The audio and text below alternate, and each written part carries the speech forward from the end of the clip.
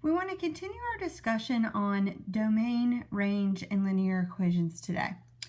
The first thing we want to talk about is how to determine whether an ordered pair is a solution to a specific equation. To determine whether an ordered pair of the form xy is a solution, you are simply going to substitute the values for x and y from the ordered pair into your equation. If this creates a true statement when you substitute in, then the ordered pair is a solution. However, if you create a false statement when the ordered pair is plugged in, then the ordered pair is not a solution. So for example, we want to determine if negative 2, 4 is a solution to the equation 2x plus 7y equals 24. We will simply substitute a negative 2 in for x and a 4 in for y. So 2 times negative 2 plus 7 times my y value, which is 4, should be 24 if negative 2, 4 is a solution. It will not equal 24 if it's not. 2 times negative 2 is negative 4, and 7 times 4 is 28. When we add negative 4 and 28, we get 24 is equal to 24. And so we can say that the ordered pair negative 2, 4 is a solution to the equation 2x plus 7y equals 24. We can also say that the ordered pair negative 2, 4 lies on the line 2x plus 7y equals 24, which means if we were to graph this equation, negative 2, 4 would be one of the ordered pairs that lies on the line that's graphed. If an ordered pair is a solution for an equation, then we say that the point or the ordered pair satisfies the equation. I just talked about that. If an ordered pair is a solution for an equation, then we say the point or the ordered pair lies on the line that can be graphed from the equation. And again, we just talked about that. You go ahead and try 1, 2, 3, and 4 below. Determine whether each ordered pair is a solution to the given equation.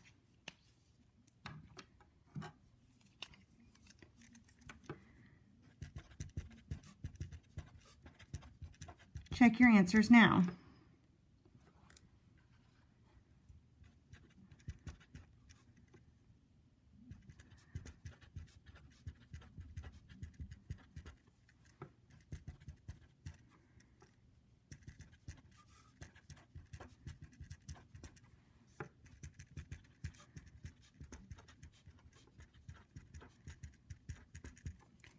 For the two that are solutions, we can say that negative 2, 3 is a solution to the equation, or that negative 2, 3 lies on the graph of that line, or that negative 2, 3 satisfies the equation. Same thing here with negative 2, 3 in this equation. If I were to graph, in that case, that parabola, negative 2, 3 would be a solution, would lie on the graph of that line. The next thing we want to talk about is how do we write relations. So we can write a relation. Remember, our relation is just a set of ordered pairs. So if we've been given the domain or we are given the range, then we can write the set of ordered pairs that go with that domain, or we can take the domain and then create the range and then write a relation from there. All right, if you are given the domain or range for an equation, then we can solve the equation by writing the relation. Remember, a relation is just a set of ordered pairs for the equation. So for example, I am given the equation x plus y is equal to 5. I am also told the domain, or that the x values are negative 1, 0, 1, and 2. I am simply going to plug each of those in for x, because domain is my x values, and solve for y. This will give me my range, which will then allow me to write a relation or a set of ordered pairs, x values and corresponding y values. So for example, I will start with an x value of negative 1. Negative 1 plus y should equal 5. If I add 1 on both sides, I find that y is equal to 6. So I have the ordered pair that x was negative 1 and y was 6. I can do the same thing by going back and letting x be 0. 0 plus y is equal to 5. Well, 0 plus y is just y, and so we now know that y is equal to 5. I can write my ordered pair. When x was 0, y came out to be 5. I can now do the same thing and let x be 1. 1 plus y equals 5. Subtracting the 1 on both sides, I find that y is equal to 4. So my ordered pair, x was 1 and y was 4. And finally, I can do the same thing with 2. 2 plus y is equal to 5. It should be in parentheses. Subtract the 2 and y should be equal to 3. So when x was 2, my y value was 3. I now have a relation. It is a set of ordered pairs. So I just throw my squiggly brackets around it to make it a set. When the domain value was -1, the range value was 6, so on and so forth. You go ahead and try 1, 2, and 3. For domain, you're going to plug in your values as x, and where it says range, we're going to make sure we plug in those values for y.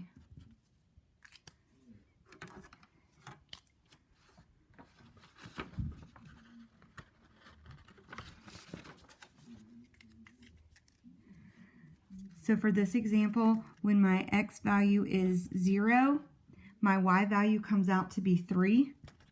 For my second order pair, when x is 2, my y value also comes out to be 2. And for your third order pair, when you let x be 4, your y value should come out as 1. There's your relation. In example number 2, you're going to plug these values in for y instead of for x because these are your range values. So when my y value was -1/2, my x value was 7. When my y value was 0, my x value was 6. And finally, when my y value was 2, my x value was also 2. All right, for your final example, your relation would look like the following. When x was -2, y should have been 5. When x was 0, y should have been 1. And when x was 2, y should have been 5. Okay, so again, we are solving the equation by plugging in either the domain or the range and finding the corresponding value. If we plug in the range, then we're looking for our x or our domain value. If we plug in the domain, then we're trying to find the corresponding y value. All right, the last thing we want to talk about today is linear equations. What makes something a linear equation? So a linear equation is any equation whose graph is a straight line.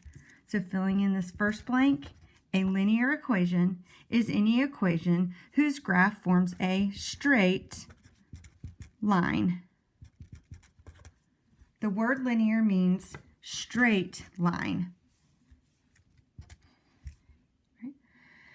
So we could have a straight line that is vertical, we could have a straight line that is horizontal, or we could have a straight line that is some sort of diagonal line. Okay, but regardless, the line has to be straight. Linear meaning straight line.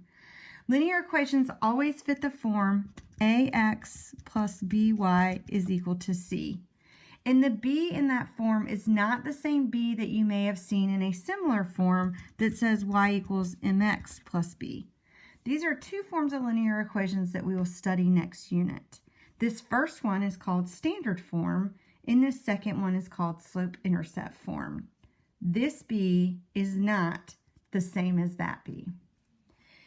All right, there's certain criteria that have to be met for an equation to be linear. A linear equation will have one or two variables. I can have one and I can have two. I cannot have more than two.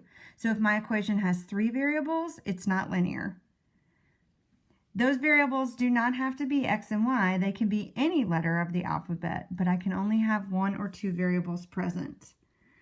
None of the variables can have an exponent greater than 1.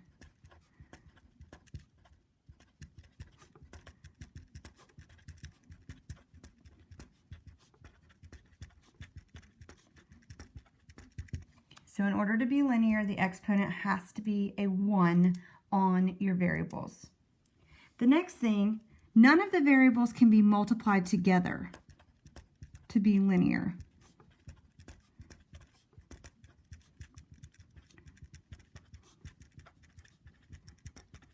Okay, so for example, xy equals 5 is not a linear equation. We cannot have our two variables multiplied together. They can be added or they can be subtracted, but they cannot be multiplied. The last thing to be a linear equation, we can have no variables in the denominator of a fraction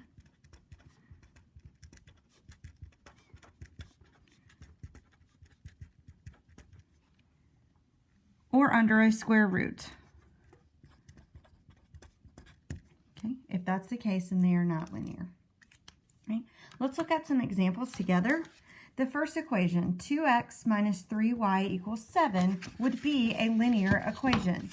The reason is the equation has two variables, so we're fine there. The power on x is a 1 and the power on y is a 1, so we meet the second criteria that we can't have an exponent greater than 1. We see that the x and the y are not multiplied together, they're being subtracted. And then finally, we notice that none of our variables are in the denominator of a fraction or underneath a square root. So for number 1, we would say this is a linear equation.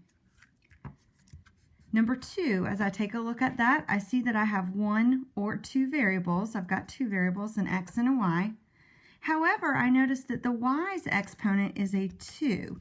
We said that none of the variables could have an exponent greater than 1. So we would say that this is not linear because of number 2 here.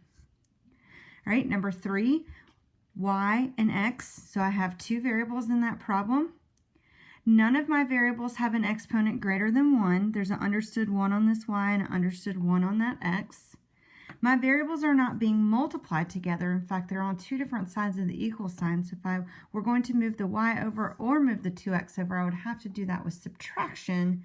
That is not multiplication. So we're good there. And then we don't have any denominators, no variables in the denominator of a fraction, and we don't have any square roots. So number 2 is an example of, number 3 is an example of linear.